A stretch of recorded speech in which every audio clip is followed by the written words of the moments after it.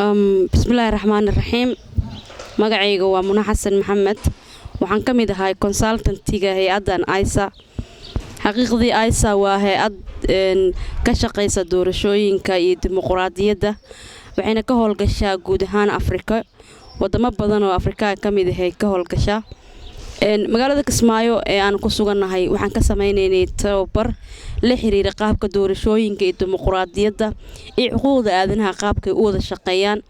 waxaan wadnay muddo 3 cisho ah xamaantu noo soo gabagaboobay waana ku faraxsanahay inaan si qurux badan ugu soo gabagaboobo dadka ka qayb qaatay waxay ka kala yimaadeen bulshada kala duwan ee deegaankan ku nool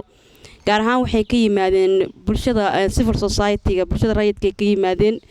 maamulka degmada iyo gobolka NGO-yada hay'adaha ka howlgala gobolka magaalada caasimadda ee Kismaayo ee ka kala yimaadeen way isku jiraan dad aad u aqoon u leh doorashooyinka iyo nidaamka aan marayno inta badan waxay u badan yihiin dadka ka qayb qaadanaya programkan dadkii ka dambeeyay xilliyada doorashooyinka aanan arag marxaladda adag wadanka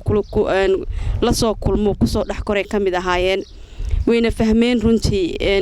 qaabka casharada ay u qaadanayeen aad ay noo cajib gelinaysay waxaan ku faraxsanahay inaan Kismaayo joogno waliba anagoo ka shaqeynayna democracy election voting iyo human right ku soo dhawaada Kismaayo.